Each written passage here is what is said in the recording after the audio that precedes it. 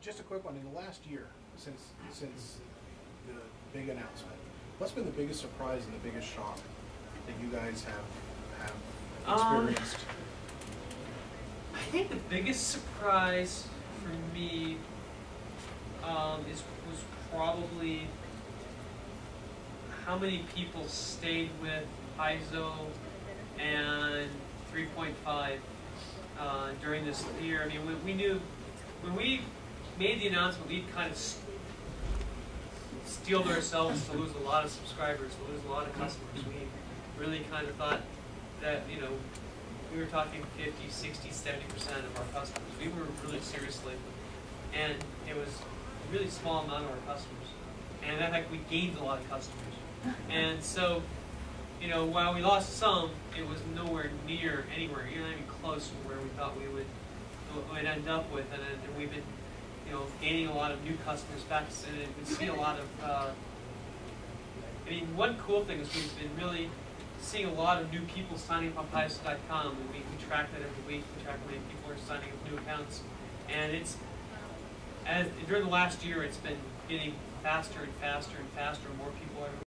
I see people all the time saying, "This is my first post. My first post. Where's Lilith? There's cookies. All right, good."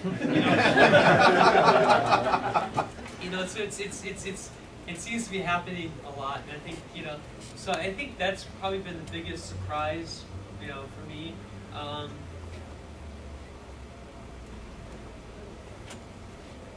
You know, I think it's probably, you know, that's probably both, that answers both your questions, because, you know, I mean, I really think we, you know, especially being, you know, we thought there might be people that would bow out and wait till the Pathfinder RPG comes out to get involved with our products, right? I mean,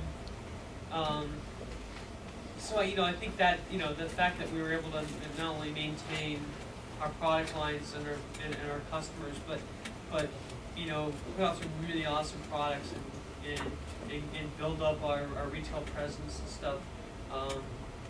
That's probably been the most pleasant surprise and maybe shocking at the same time. Okay. Anybody else? So you mentioned you were looking to do a good 3 or 4 hardbound books a year. Yeah. What are the big plans for the near future in those? Come to the banquet tomorrow. We plan to release some information on that tomorrow night at the banquet. Some of the big Pathfinder things. Because Eric's not here, I'm not. I could try to. I saw the bluff. Yeah, go ahead. Let's see. Kind of tagging along with that. Will you be entertaining the idea of doing another open beta with any of the books? We might. The biggest problem is a lot of times the cycles tend to be pretty fast. I mean, it was all we could do to do the Pathfinder RPG. We had to basically take Jason Bowman out of the pit, out of the monthly grind, and say, write us an RPG and run a beta playtest. And it took him a year to do that, and that was pretty fast to do a big test like that. Paizo, you know, is not a big company. We have 22 employees, and only, you know, we have 6 editors, and so, you know, having someone like Jason, you know, out of the mix for that long to run in a beta and it's on a book would probably be hard. We might do some sort of play test. I don't know. I mean, I brought the idea up to Jason. Maybe there might be micro play opens, like, okay, here's an idea we have. Go play with this for a bit and come back and we'll talk about it. But you know, the whole idea of putting out an entire book and putting out the PDF on it for free, I think that was kind of a once in a lifetime sort of thing. Yeah. But maybe a twice in a lifetime if we ever do the second edition of Pathfinder. Next year. All right. Anybody else? Come on. This is your chance. All right. I'm a little concerned for the hobby. I'm noticing most of the people in this room are a certain age segment, and that comprises quite a bit of your revenue, I think. Is there any way you can see foreseeable for like the next generation of role-playing gamers to be introduced to the game in a way which can continue the hobby as we understand it? It's a question. I mean, you know, I've been in this industry for 25 years, and I've been talking with my colleagues about this since about 1988. And you know, and 1988 was like, oh my God, you know, our average customer is 28 years old. It used to be, you know, 22. Oh my God, they're getting older. And then, you know, oh, now they're 35. Now they're 58. It's definitely, you know, we saw this trend, you know, of basically, you know, an aging player base. And I think Wizards saw that too, and I think that's part of the reason 4th edition went the way it did. Is because I think they really kind of saw the future writing on the wall and thought, well, we need to take a bold stance and try to make a game that's simpler, that might be able to get new people in, maybe younger kids. Whether they succeed or not, we'll find out after a while. You know, it's going to take them a while. They still haven't done anything with that. I hope that they're able to actually reach out to some younger kids, get them playing D&D, like, you know, most of us did back in, you know, the day with the red box set, the blue box set for D&D or whatever.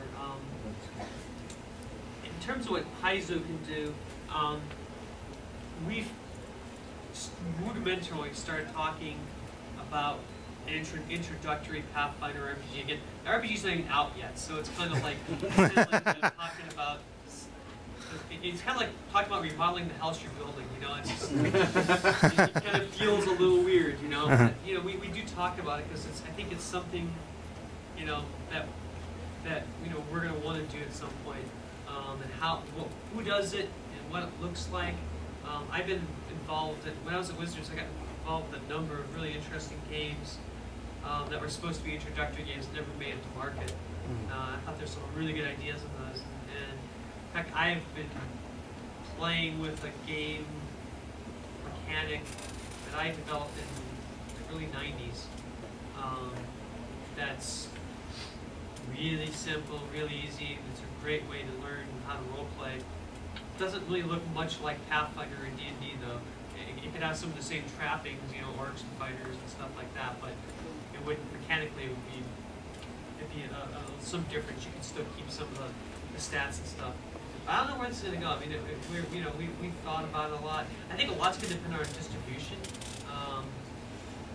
You know, sounds kind of boring, but a lot of products, it's really important to get distribution properly because, you know, if we came out with a introductory role-playing game, put it on Paizo.com, we probably wouldn't sell it much. I mean, it's just, you know, people on Paizo.com, they know how to role-play. You know, maybe they have kids or have nephews or nieces or whatever that they might want to introduce to gaming, but I think that you know, most of our channels appeal to this older aging demographic, so if we were to make a game like that, we'd have to get it into bookstores and stuff like that.